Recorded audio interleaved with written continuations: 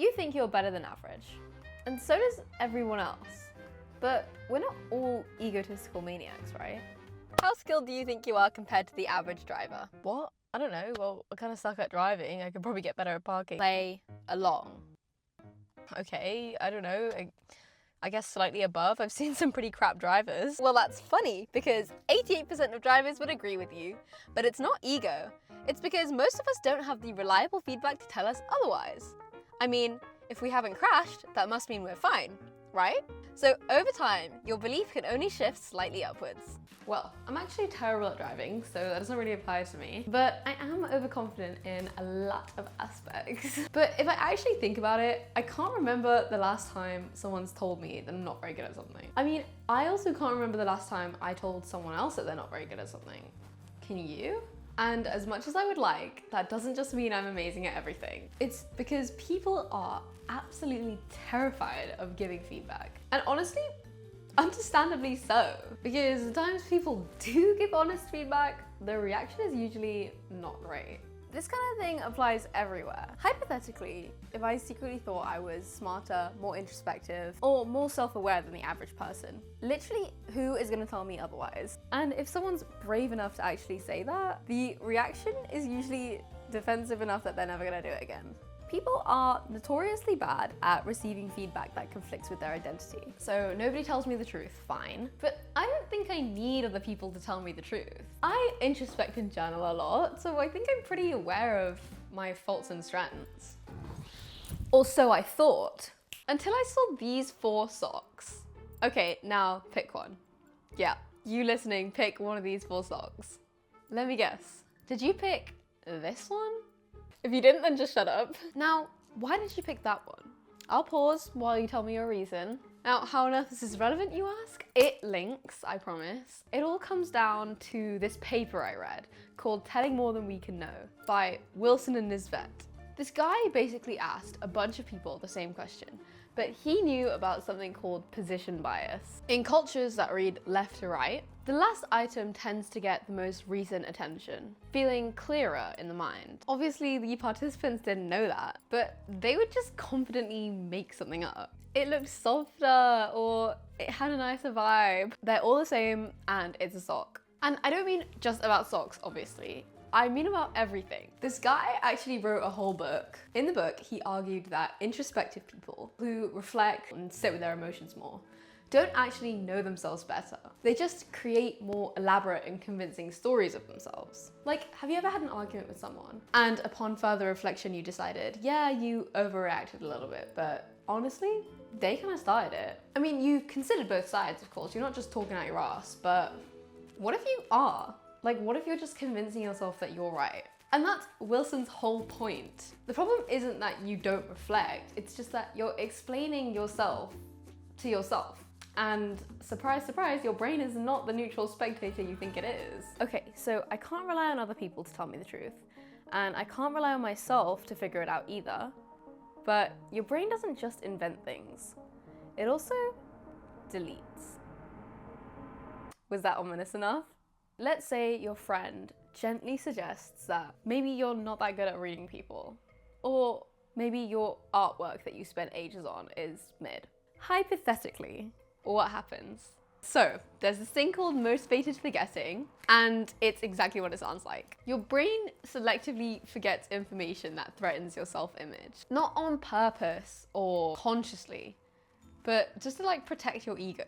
So you unconsciously gravitate towards situations and conversations and evidence that essentially confirms that you're smart.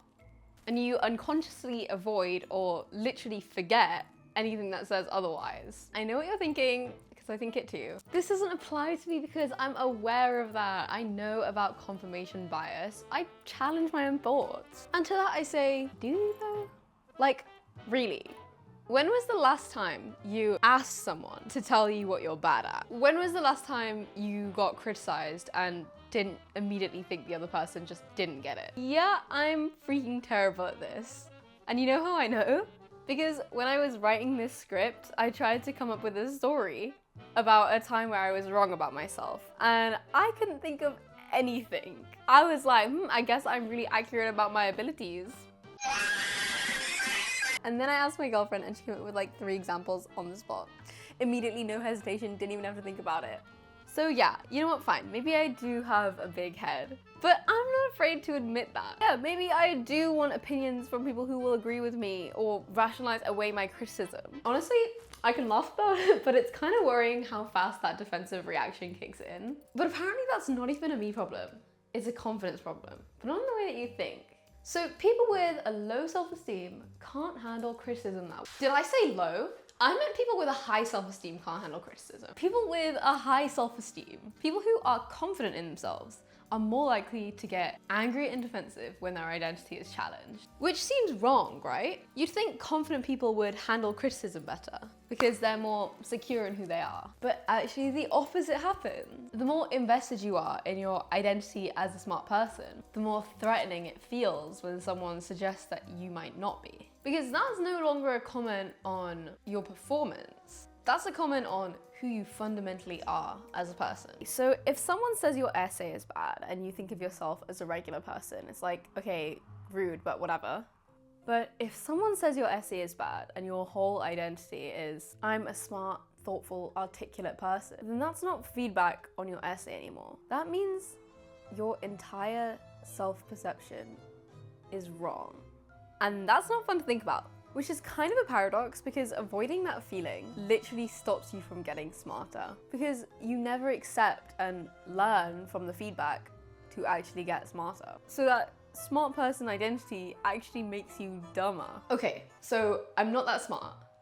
But why does that feel so bad? Why does someone saying you're average feel like they've told you something genuinely devastating? Like, why does my chest tighten at the possibility that I'm just regular? Okay, so I got way too into this and I ended up finding an entire body of research called the terror management theory. And the cool idea is this: humans are aware they're gonna die. And we walk around with this constant knowledge that one day we'll just stop existing. So one of the ways we cope by this is feeling special, like our existence has some significance. So someone saying you're average means that you're replaceable, which means that you're forgettable, which means that your existence has no purpose. And that's a lot for a random Tuesday. See, we don't give other people honest feedback because we're scared of their reaction. And we don't receive it because it threatens our significance as a person. So what do we even do then? And honestly, I don't know. But I do know I can try to not be that defensive person and actually encourage feedback. So I suppose the boring answer is seek feedback, tolerate being average, practice being bad at things. But the interesting answer involves a dead Austrian psychiatrist who I keep dragging into my videos at this point. So, Alfred Adler. He had this concept called the drive to superiority. And it sounds like it's about ego, but it's actually the opposite. Adler said that the core human motivation is to grow. But the reason we all want to grow isn't because we're disciplined or ambitious or whatever the productivity podcasts tell you. It's because deep down, we all feel a little inadequate.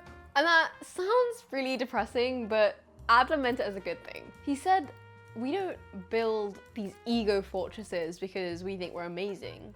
We build them because maybe we think we're not. And that's like how we compensate, by trying to be useful and competent. And honestly, I don't even know what to do about that. But I think it would be along the lines of getting comfortable with the inadequacy itself.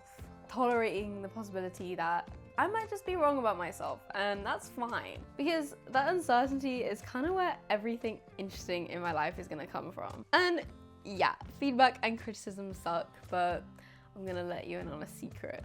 I know a really cool YouTuber who made a video explaining exactly how to do that.